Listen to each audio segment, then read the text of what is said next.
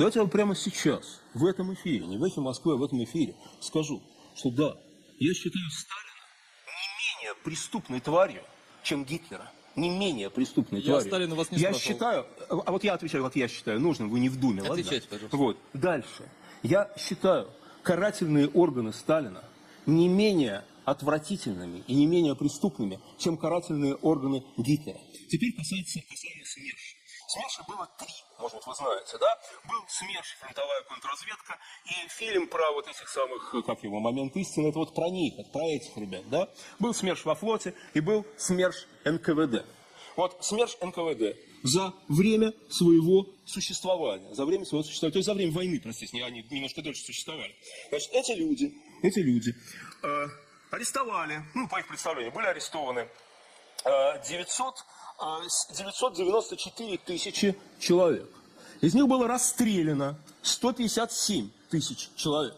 Расстрелянные – это 15 полных дивизий. Понимаете, вот некоторые сражались с врагом, а некоторые расстреливали своих соотечественников. Есть другие факты, может быть, более даже впечатляющие. Я думаю, что вы не будете отрицать, что надо называть фашистами, вот точно, вот просто фашистами, любым другим, так сказать, ругательным словом, да, ту структуру, которая может согнать людей в конюшню и эту конюшню поджечь. А те, кто вырывается, пытаются расстреливают из пулеметов. Вот если это делают просто, это эксцесс каких-то выродков, солдат, у которых поехала крыша от крови или чего-то еще, тогда их наказывает их власть. Но если за это их награждают, то это фашисты и это фашистская система. Это сделали войска, немецко-фашистские войска, это сделали на территории Белоруссии с Хатынью.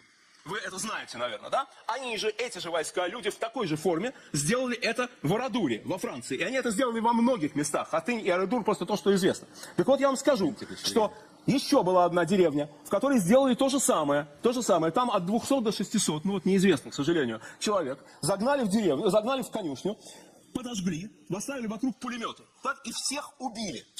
И за это получили ордена. Как должна называться эта организация? Я вам скажу, как она называется, какая у нее аббревиатура. НКВД. Это организация НКВД. Это Аул-Хайбах. Это было сделано в феврале 1944 года. Если бы их за это судили, эксцесс бывает, везде есть свои выродки, их за это наградили. Поэтому я подтверждаю свою точку зрения, что карательные органы Сталина столь же преступны, как карательные органы Гитлера. А если вы и ваши товарищи доведете это дело до суда, то я буду вам искренне благодарен. Это будет первый суд над сталинизмом и преступной практикой коммунистического режима. Так что спасибо вам.